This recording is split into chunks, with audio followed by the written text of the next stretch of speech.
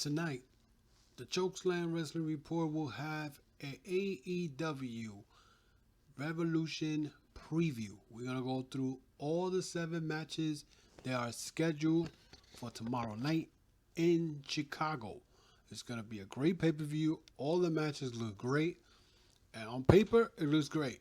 And hopefully, we'll be able to see a kick-ass pay-per-view and nothing like what we saw this past week. So stay tuned for the Chokeslam Wrestling Report AEW Revolution Preview.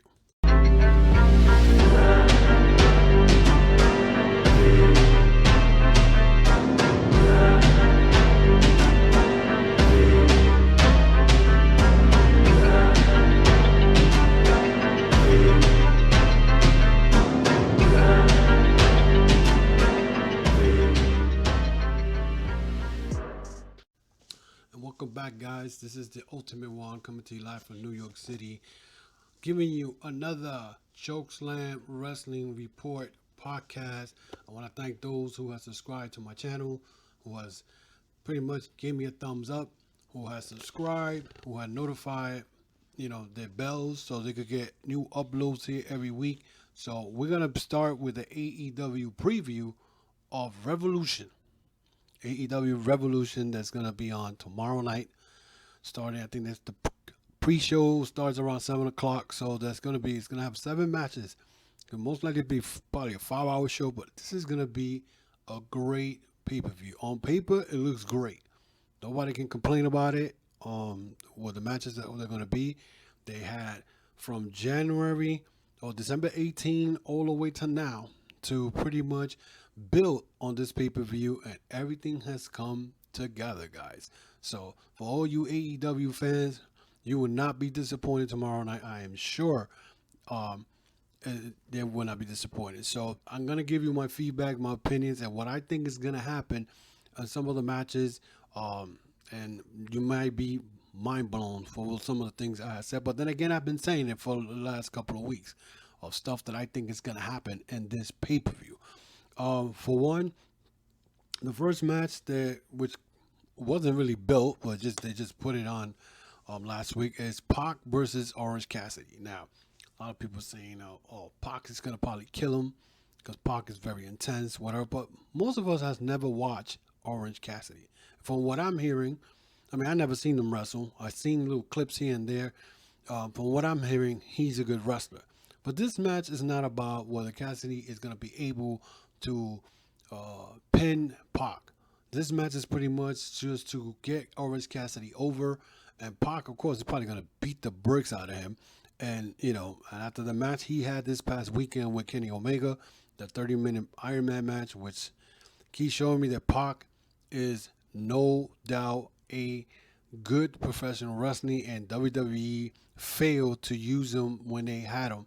But this match between him and Orange Cassidy is a big way to push Orange Cassidy instead of him just standing around giving you the thumbs up, all that. But this is going to be a great match, which I'm really, really looking forward to. Again, I don't see Orange Cassidy beating Pac, but if it does, by a fluke or whatever, but it could be a great, great little feud. Because remember, Pac is known as the bastard, and he's going to do a lot of stuff to him. And this will bring already Orange Cassidy, who's a popular guy already, is going to bring him more popularity. Most of the people don't like Orange Cassidy because of what he's been doing the last 4 or 5 months. But you're going to get to see some guy here that definitely knows how to wrestle. This guy has wrestled. I've seen clips of him wrestle. Now, I haven't seen a whole total match, but he can wrestle. I'll tell you that much. And the next match that I'm going to talk about is Darby Allin versus Sammy Guevara. And this match is going to be great because these guys are going to blow the roof off the place, because these guys are phenomenal athletes and they are going to blow the roof off the building. The fact that I feel that Darby Allin should be the man to carry the mid card. If they ever was going to bring up a secondary title, I think he should be the guy who should carry that. Sammy Guevara is going to give you everything he has. Sammy Guevara is a great wrestler. A lot of people say, well, Guerrero's always losing. Yeah, I mean, in a faction, you're always gonna have a weak link in the faction. I mean, do I agree what they're doing with him? No, I don't. I mean, I think he should be just doing his thing or whatever. And if they plan to do a cruiserweight division, which I hope they don't, uh, um, he would be perfect to fit in there. I mean, a lot of these wrestlers right now in AEW they could be cruiserweights, um, but it would be great. You're gonna see Sammy Guevara and Darby Allin. They're gonna blow off the roof. I see Darby Allin winning this because they're pushing Darby Allin hard, especially after what happened this past Wednesday, where Sammy Guevara blasted the skateboard on his back and broke it off his back. So this is just not gonna happen. Just a one-time wrestling match between these two guys. This is gonna be a feud that um, it's gonna be very interesting. I'm definitely looking forward to that.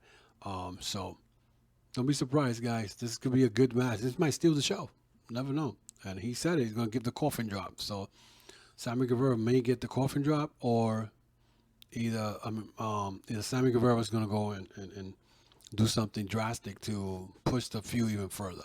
So the next match that it will be very interesting for me to see, and to be honest with you, I believe it was about time that this is going to happen. And that's Jake Hager versus Dustin Rhodes. I mean, this is more of a match where Dustin Rhodes is going to push Jake Hager in this match to make him look like a fierce competitor. This will be the rebirth of Jack Swagger, if you still want to call him that, or Jake Hager for us AEW fans. You will see Jack Swagger show his wrestling skill, and I mean he already had the wrestling skills in WWE. WWE just, I think when they first brought him in, he was the a cheap version of Kurt Angle, and even though he was a former world champion, I think twice, I could be wrong, but Jake Hager is a good wrestler. You're not gonna be disappointed. Would this be something a classic or whatever?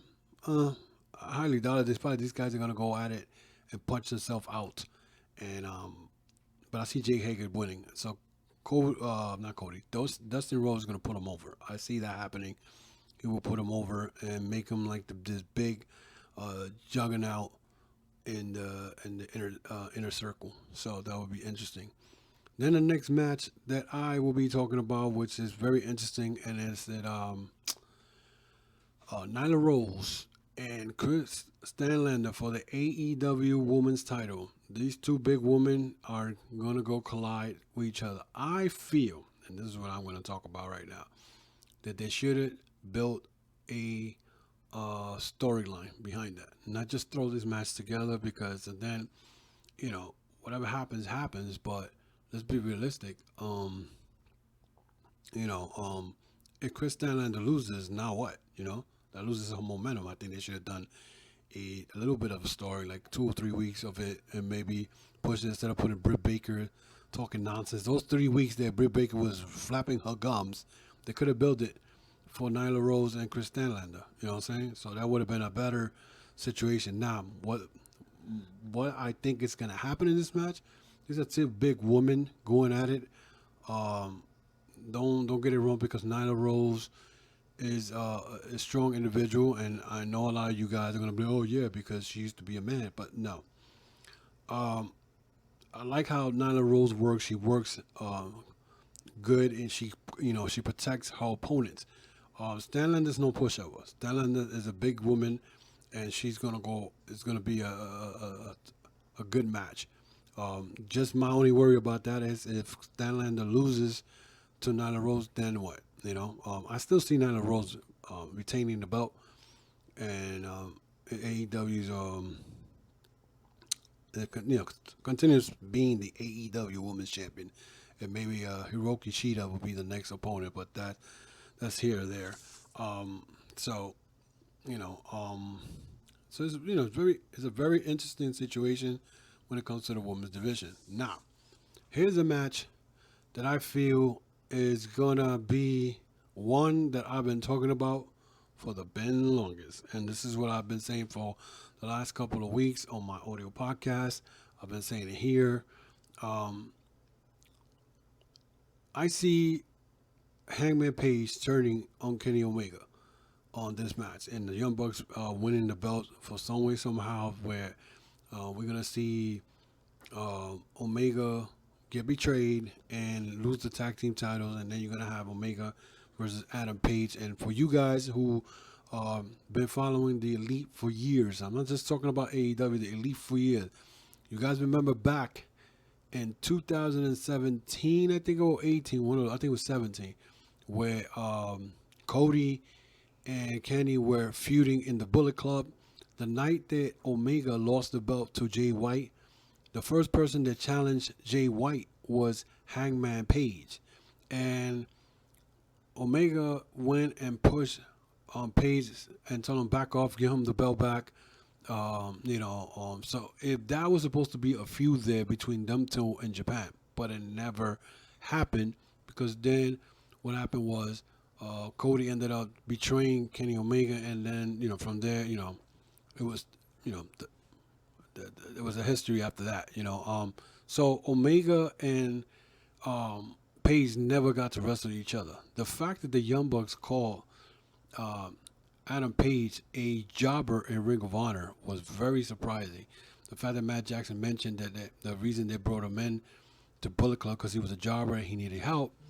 This is the most thing that I'm like very, very.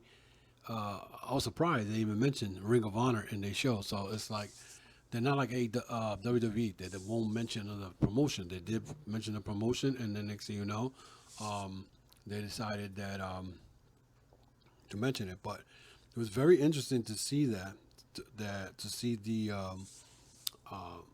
Young Bucks mention that. Of course, Omega trying to keep the peace.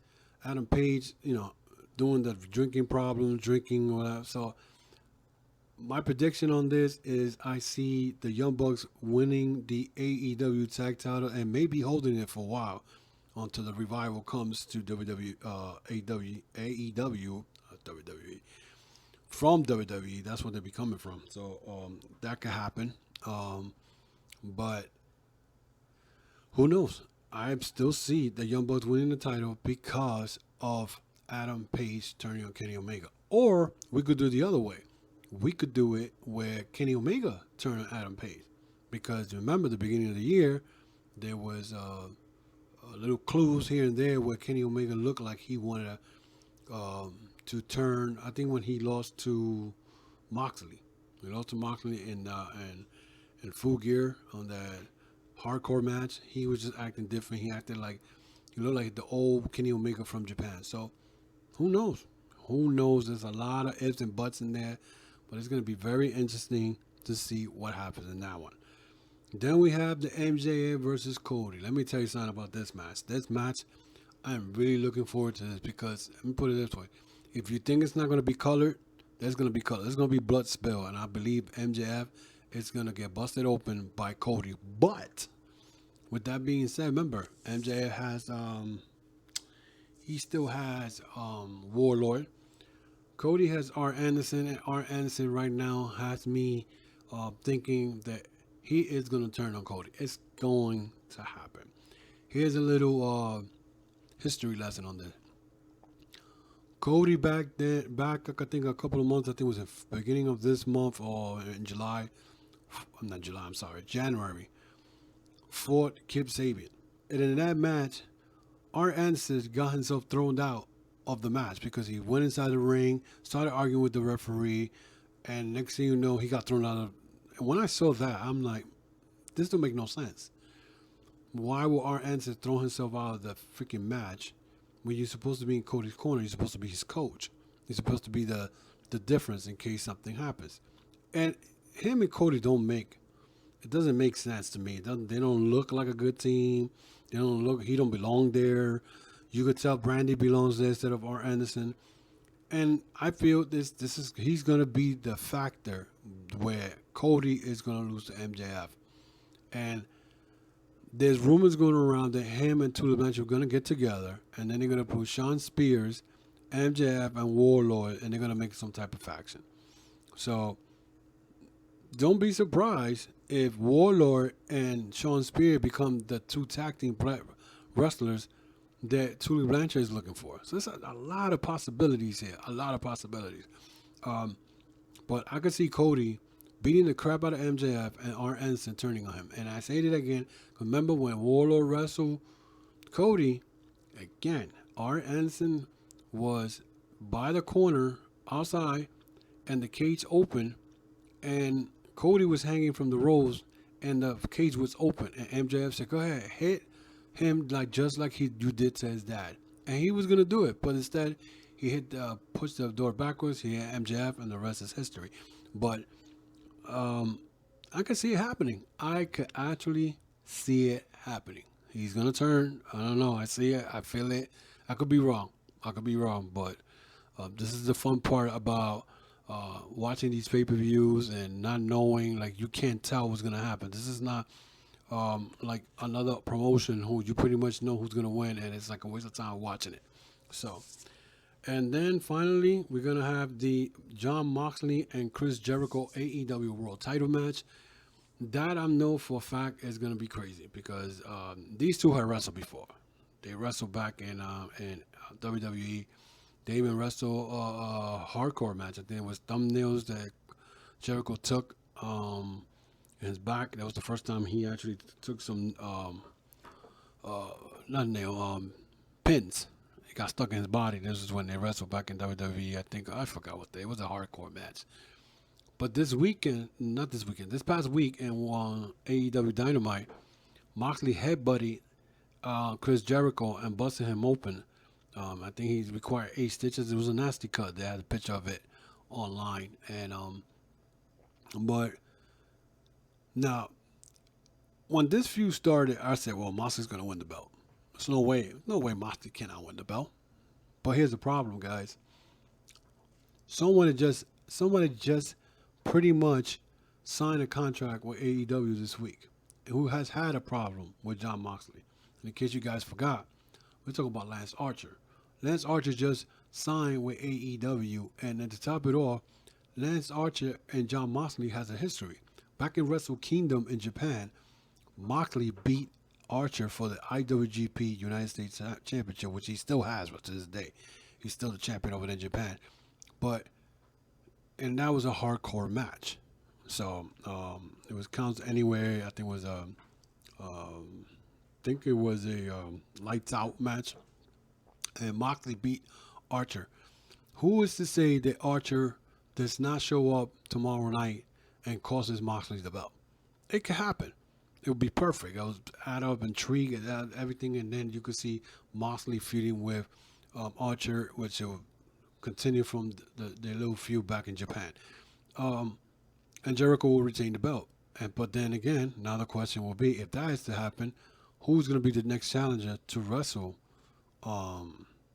Jericho if Moxley did not beat Jericho? So there's a lot of stuff that we're supposed to be looking out for tomorrow night. And this is the best part I love about AEW. A lot of people told me, "Oh, you're an AEW fanboy, whatever." Listen, I am a wrestling fan overall.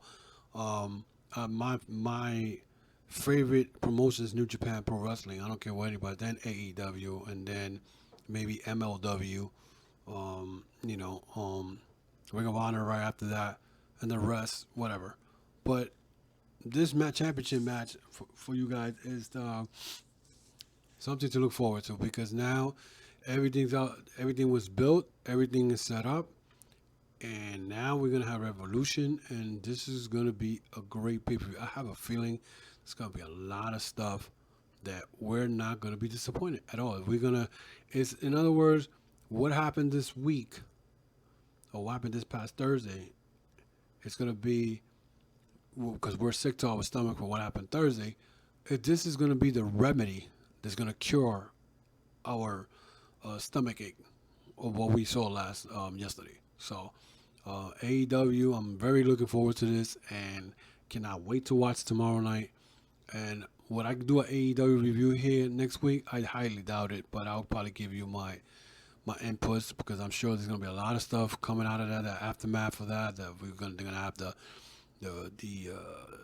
AEW Dynamite coming up this Wednesday, and we're going to follow what was going on. But till then, this is something to look forward to. So that is it, guys, for my podcast. Again, thank you for supporting the podcast. If you guys want to find out more information, you guys could go up to the links that are on top of my YouTube channel, including Facebook, Instagram, Twitter, and the Anchor podcast that's in there that you can listen through the audio podcast. You can listen to Apple, same name, Spotify, Pandora, iHeartRadio, and any platforms that you guys like to listen to your audio podcast.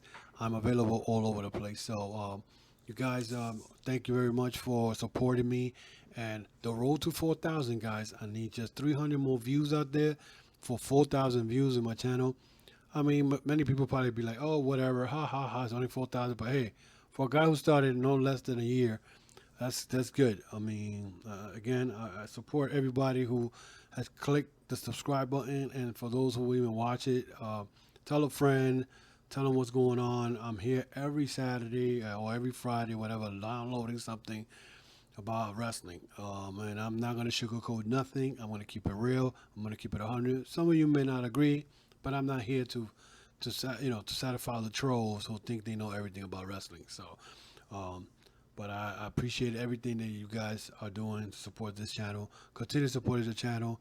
Again, once again, the Chokeslam Wrestling Report um, on iTunes, as you guys can see right down the bottom, and on YouTube, of course, YouTube and Instagram and Facebook, and I'm all over the place. So, thank you very much, guys, for your support, and thank you for listening tonight. Let me know what you think about this video.